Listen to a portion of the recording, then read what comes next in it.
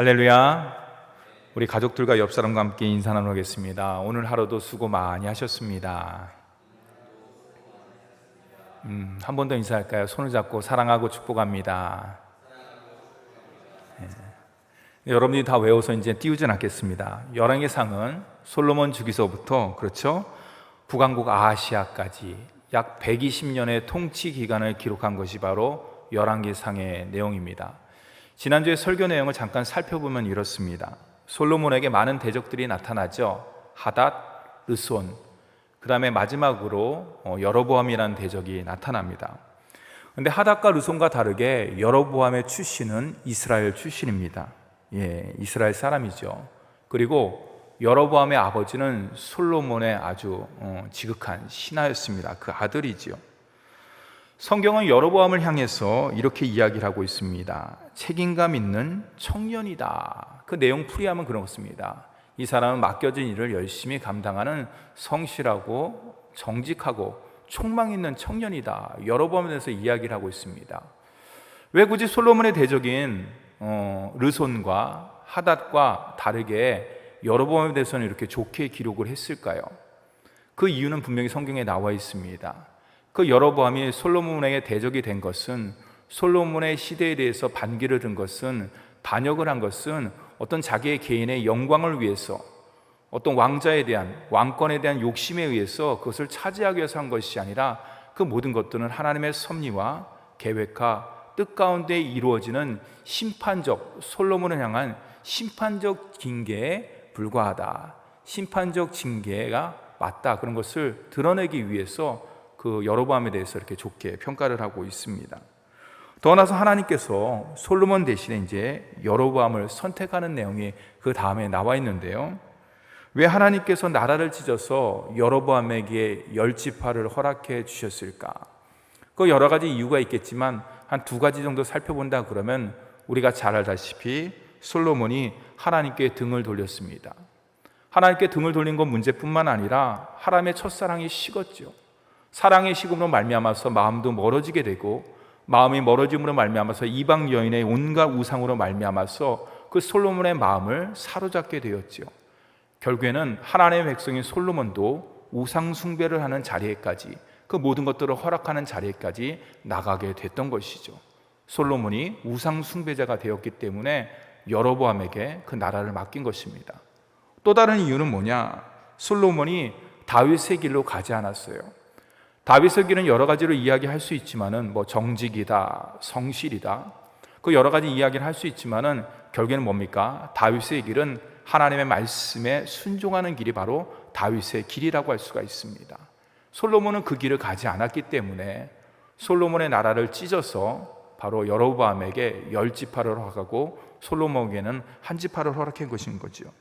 하나님께서 이런 솔로몬의 정직하지 못한 삶을 지적하면서 심판한 내용이 바로 지난주의 내용이라고 할 수가 있습니다. 여호와께서 솔로몬 대신에 여로보암을 택하시고 그 여로보암에 대해서 조건적인 약속을 합니다. 그 앞에 역사를 보면은 다윗이란지 솔로몬은 조건적인 약속을 하지 않았어요. 네가 만일 이렇게 하면 내가 이런 복을 주겠다라는 조건적 약속이 아니었어요.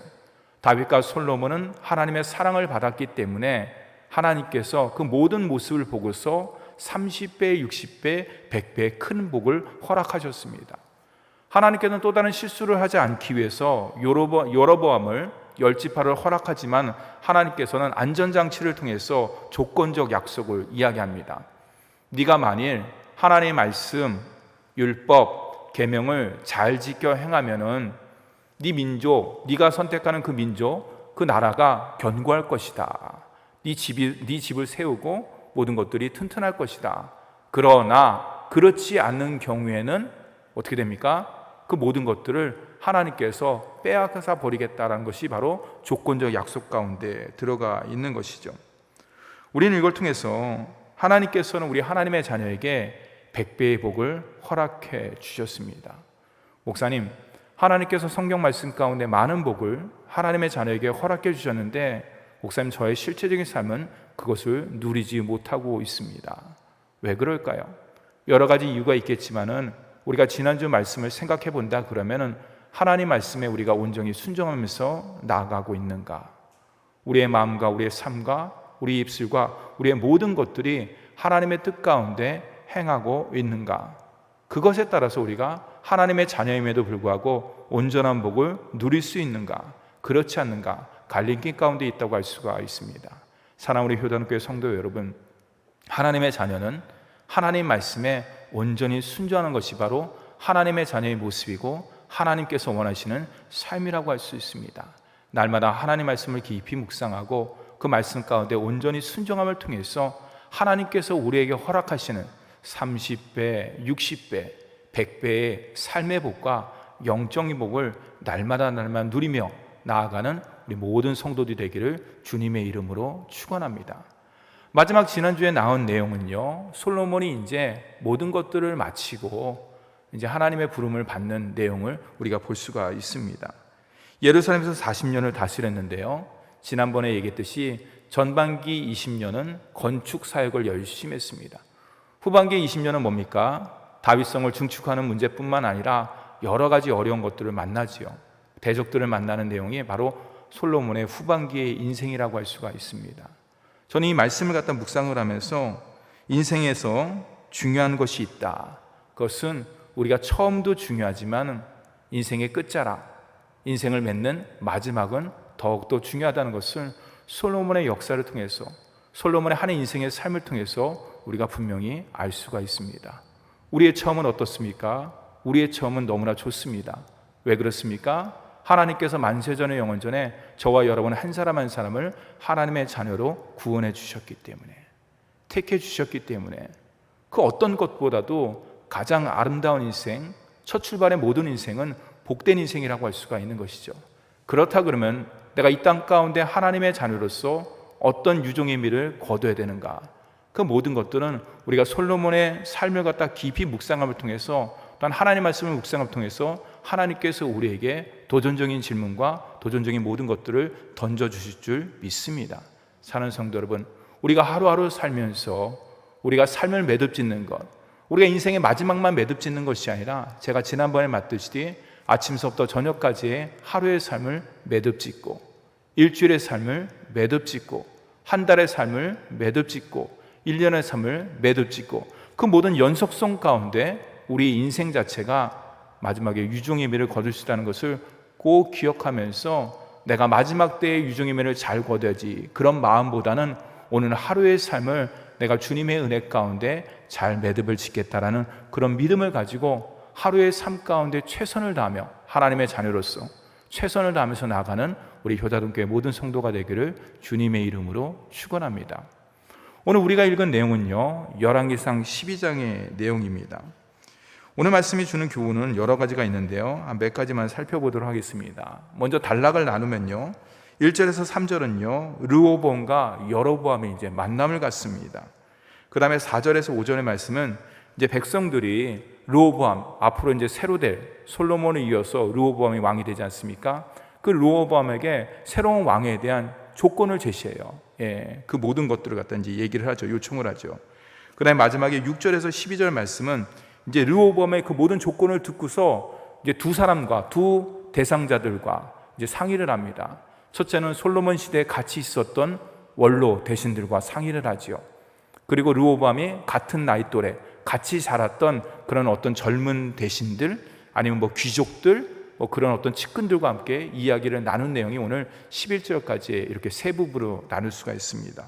좀 더 구체적으로 살펴보면 이렇습니다. 먼저 1절에서 3절은요, 아까 앞에서 얘기했듯이 르호보암과 여로보암의 이제 만남, 첫 대면이 이제 시작이 됩니다. 다 같이 1절 말씀을 함께 읽어보도록 하겠습니다. 시작. 르호보암이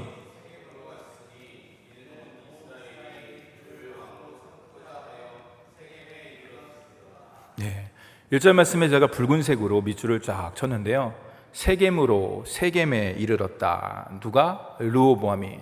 이스라엘의 이제 세 번째 왕 르호보암 될 사람이 세겜에 이르렀다는 것이에요. 왜 르호보암은 왕이 되기 위해서 세겜으로 가야만 했을까요? 그 여러 장소가 있는데 특별히 세겜에 대한 의미가 있을까요? 있습니다. 첫째는요, 르호보암이 백성들의 지지를 받으며 왕으로 세움을 온전히 받지 못했다는 뜻이 담겨져 있는 것이에요. 다윗과 솔로몬은 모든 백성의 지지와 모든 선호를 통해서 왕으로 등극했습니다. 물론 다윗의 역사를 보면은 사울 왕과의 그 모든 것들을 본다 그러면 첫 번째부터 다윗이 온 이스라엘 왕이 된 것은 아니지요. 헤브론에서 유다의 왕으로서 7년의 사역을 감당하고 나서 33년의 삶을 통해서 그가 온전한 왕, 온 이스라엘의 왕으로 등극하게 되죠. 그 아들 솔로몬은 더불어서 백성들의 지지를 받으면서, 여러분 잘 아시죠? 우리가 옛날에 이제 배웠는데 여러 가지 이제 어려움 가운데 있었지만은 솔로몬이 이제 다윗에 의해서 왕으로 세움을 받습니다. 백성들의 지지를 받으면서. 근데 오늘 세 번째 왕인 르호보암은 솔로몬의 아들임에도 불구하고 백성들의 온전한 지지를 받지를 못했어요. 그래서 자기 자신이 생각하기를 세겜은 정치와 종교의 중심지가 바로 세겜입니다.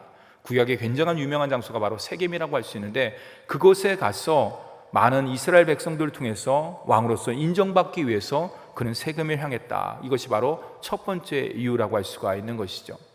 왜 르호보암이 세겜으로 갔을까? 두 번째 이유는요, 바로 솔로몬에게 실망하여 다윗 왕권에 대한 불만이 커졌기 때문에 그 모든 불만과 그 모든 것들을 잠재우기 위해서 친히 르호보암이 세겜으로 갔습니다. 3절의 내용에 보면 그 내용이 나옵니다. 이스라엘의 많은 사람들, 대표자라고 할 수 있죠. 그 대표자가 이제 나오는데, 그 대표자만 나온 것이 아니라 그 대표자의 대표자를 세우는데 그게 누굽니까? 바로 여로보암을 세우는 것이 바로 오늘의 내용이죠.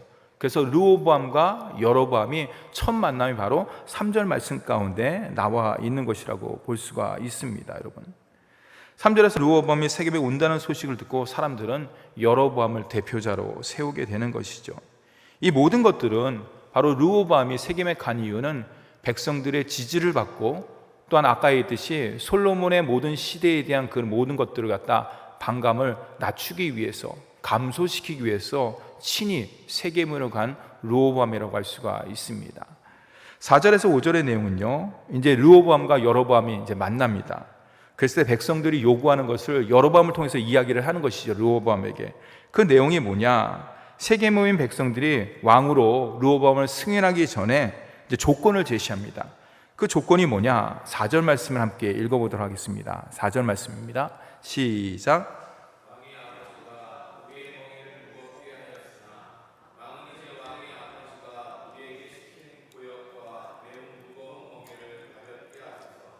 네. 네. 그리하시면 우리가 왕을 섬기겠나이다. 그 세겜에 있는 이스라엘 백성들, 여로보암을 통한 대표자, 그 모든 조건이 뭡니까? 결국에는 고역과 매운 무거운 멍에를 가볍게 해달라는 것이. 이것은 백성들이 지나친 세금과 강제 노역으로 인해서 너무나 힘들었다는 것을 반증하는 내용이라고 할 수가 있죠. 솔로몬은 백성들에게 1년치 세금을 금 666달란트를 부과했습니다. 여러분, 은이 아닙니다. 동이 아닙니다. 금 666달란트를 1년치의 백성의 세금으로 그 모든 것들을 매긴 것이죠. 상상할 수 없는 금액이라고 할 수가 있는 것이에요. 이것으로 금잔을 사죠, 만들죠. 금방패를 만들지 않습니까? 우리가 잘 알다시피. 그리고 금으로 만든 궁전에서 솔로몬은 호화스러운 삶을 살게 됩니다. 거기에 우리가 잘 알다시피 솔로몬이 거느린 여인만 하더라도 1000명입니다. 그 1000명의 여인만 있겠습니까? 거기에 식솔들과 거기에 딸린 모든 것들을 한다 그러면 상상할 수 없을 정도로 많은 것들이 필요하다고 할 수가 있는 것이죠. 거기다 많은 병거와 말을 거느렸기 때문에, 군사력 또한도 그것을 갖다 했기 때문에 그 모든 것들은 정말로 많은 돈이 필요한 그런 상황 가운데 놓이게 되었습니다. 아무리 조공을 많이 받더라도 필요한 것 모든 것들을 충당하기에는 부족했기 때문에 솔로몬은 계속해서 여러 가지 세금을 백성들에게 부과했다는 모습을 오늘 짧은 구절이지만 4절 말씀을 통해서 솔로몬 시대에 얼마나 힘들었는지, 백성들이 얼마나 피와 땀과 눈물을 흘렸는지 그 모든 것들을 갖다 볼 수가 있는 것이죠. 우리가 잘 알다시피 20년 동안 성전을 건축하고 왕궁을 건축하면서 그 모든 화려함과 아름다움 뒤에는 이스라엘 백성들의 고역과 눈물과 노역이 거기에 고스란히 담겨져 있다는 것을 우리는 간접적으로 오늘 말씀 4절을 통해서 발견할 수가 있습니다. 또한 솔로몬은 20년 이상 건축 사업으로 백성들에게 강제 노역을 했습니다. 돈만 거둔 것이 아니라 세금만 거둔 것이 아니라 강제 노동까지 그 모든 것들을 부과했다는 것이죠. 솔로몬의 행적이 백성들의 삶을 행복하게 만들어주지 못했어요. 오직 자신의 풍요, 그렇죠? 호화로움, 그리고 그 모든 사치는 결국에는 하나님을 등지는 방탕한 삶으로 연결될 수밖에 없었습니다. 솔로몬의 부정적인 삶의 부분이 바로 르호보암 시대에 그대로 나타난 것을 오늘 말씀을 통해서 우리는 간접적으로 발견할 수가 있습니다. 사랑하는 성도 여러분, 솔로몬이 처음에는 어땠습니까? 여디디야, 하나님의 사랑을 받는 자녀였습니다. 선한 왕이었습니다. 작은 아이다, 겸손한 왕이었습니다. 그리고 하나님께서 그 모든 것들을 기뻐하셔갖고 그에게 지혜뿐만 아니라 부귀와 권세와 명예, 모든 것들을 다 허락해 주셨습니다. 근데 여러분 어떻습니까? 부귀와 권세와 명예를 누린 이후의 솔로몬의 모습은 어떤가요? 여러분, 그 결과가 무엇입니까? 우리는 이것을 통해서 분명히 알 수 있는 것은, 목사님, 솔로몬만 그렇지 않습니까? 여러분, 그것은 우리 인간의 모습의 대표라고 할 수가 있는 것이에요. 우리가 하나님의 은혜를 받는 것도 되게 중요하지만은, 그렇지 않습니까? 물질의 은혜, 권세의 은혜, 그 여러 가지 세상 가운데 하나님께서 허락해 주시는 그 은혜를 받는 것도 중요하지만, 더욱더 중요한 것은 그 은혜를 잊지 않는 것, 그 은혜를 까먹지 않는 것, 그 은혜를 그 모든 것보다도 지키는 것이 더욱더 중요하다고 할 수가 있습니다. 하나님께서는 그 모든 것들을 잘 아셨기 때문에 우리가 잘 알다시피 창세기 22장에 아브라함의 시험을 통해서 그 모든 것들을 우리에게 밝히 증거하고 있습니다. 내가 너에게 준 선물 이삭보다도 더 중요한 것은 뭐냐? 바로 나 자신 하나님이 더 중요하다는 것을 아브라함의 시험을 통해서, 모리아산의 시험을 통해서 던져주고 있는 것이에요. 그것은 아브라함의 시험뿐만 아니라 오늘 하나님의 자녀, 우리가 이 땅 가운데 살아가는 모든 자녀의 시험인 동시에 우리가 해결해야 될 영적인 숙제라고 할 수가 있는 것입니다. 하나님께서 우리에게 100배의 복을 받기를 원하십니다. 건강의 복, 물질의 복, 삶의 복, 하나님의 자녀로서 우리가 이 땅 가운데 누릴 수 있는 모든 복을 우리 주님께서는 받기를 원하시고 또한 그것을 주십니다.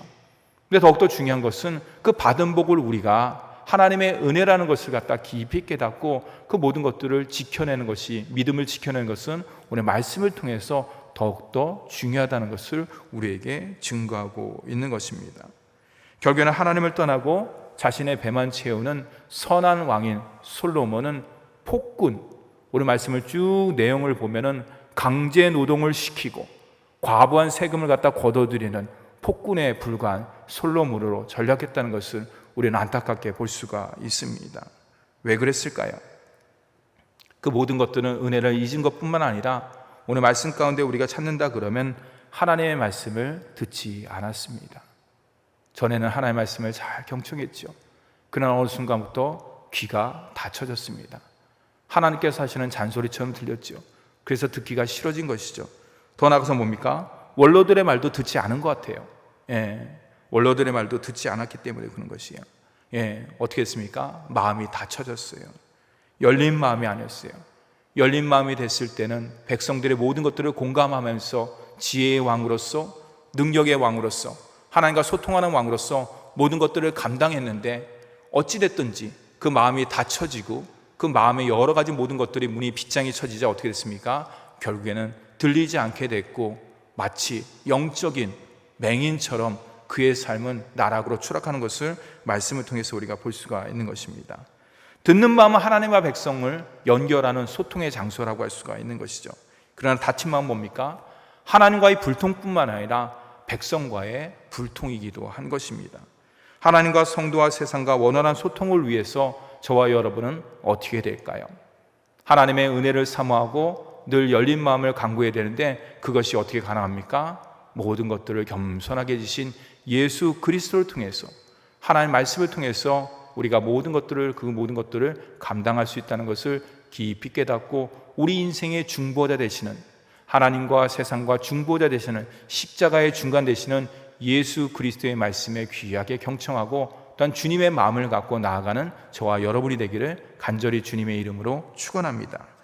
마지막에 6절에서 12절 말씀은요, 르호보암이 원로들과 논의를 하고 이후에 젊은 대신들과 논의를 합니다. 르호보암은 세겜에 모인 백성들의 제안이 심각하다는 것을 이제 알게 됐습니다. 그러면 제안합니다. 3일 후에 와라. 3일 후에 이제 다시 얘기하자. 이렇게 이제 얘기를 하죠. 먼저 솔로몬과 함께한 원로 대신들에게 이제 르호보암은 조언을 구합니다. 원로 대신들이 이야기합니다. 왕이 백성을 잘 섬기면은 백성들도 왕을 잘 섬길 것입니다. 경청해서 주의해서 잘 들으시기 바랍니다. 이렇게 충고를 하죠. 근데 원로 대신들의 이 충고는 정치적 입장에서 보면 매우 탁월한 대답이었어요. 근데 르호보암은 기분이 상했어요. 왜냐? 섬겨야 된다는 거죠. 왕이 아니라 종으로서 백성을 섬기면은 그 백성 또한도 왕을 갖다 지극히 섬기면서 종으로서의 역할을 감당한다는 거야. 내가 왕인데 내가 종으로서 백성들을 섬겨야 돼? 그것은 허락이 안 된다는 것이죠. 자존심이 상했습니다. 그래서 자신이 굽히고 들어가야 한다는 것에 자존심이 너무나 상했기 때문에 원로 대신들의 말을 듣지 않았죠. 이어서 어떡합니까? 자신과 함께 자란 젊은 대신들의 조언을 구합니다. 야, 너희들은 어떻게 생각하느냐? 세겜에 있는 백성들이 나에게 이런 이야기를 하는데 너희들은 어떻게 대답하기를 원하냐? 그랬을 때 어떻습니까? 그들의 대답이 지혜스러운 대답이고 옳은 대답이면 좋은데 너무나 형편없는 대답이에요. 왜 그렇습니까? 그들은 백성들의 입장에서 그 모든 것들을 생각하지 않았어요. 뭡니까?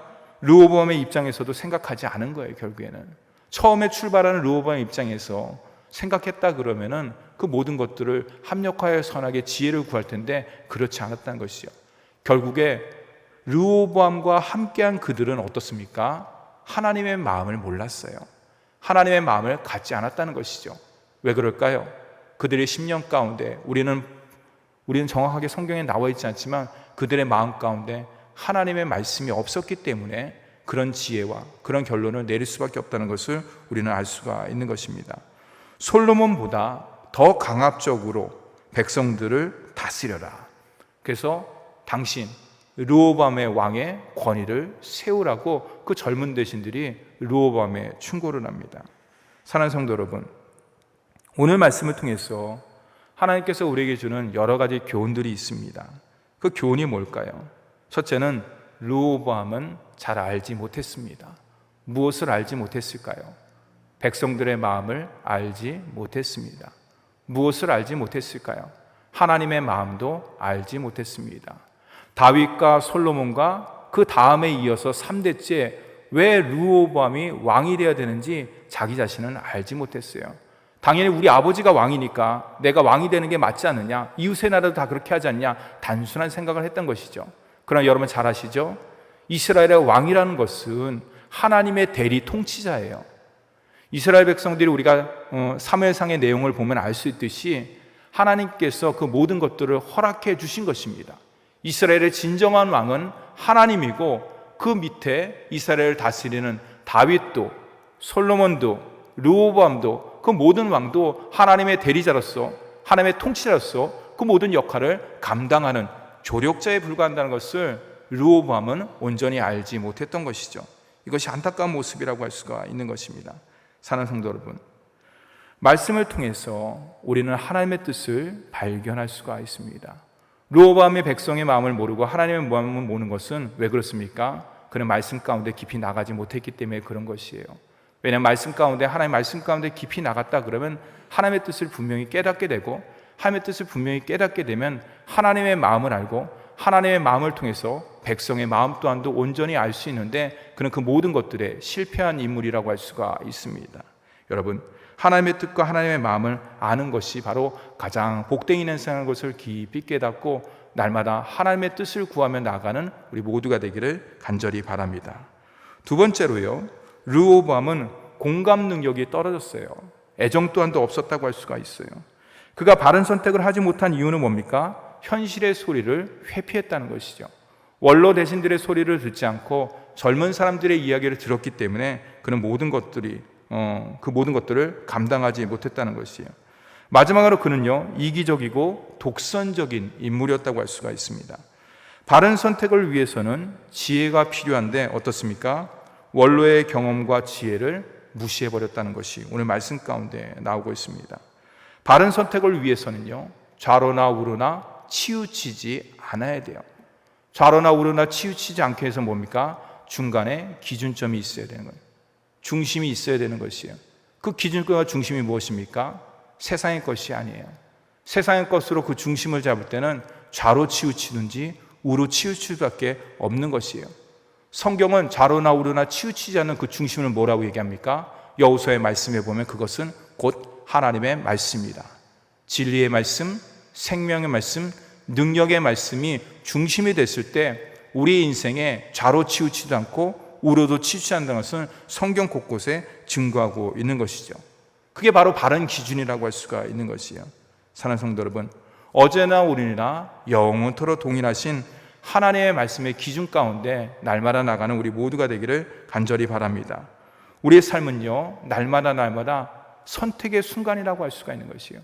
우리 인생을 되돌아봤을 때 선택 하나의 결정에 의해서 저와 여러분이 지금까지 살아온 인생이라고 할 수가 있는 것이에요. 그렇지 않습니까?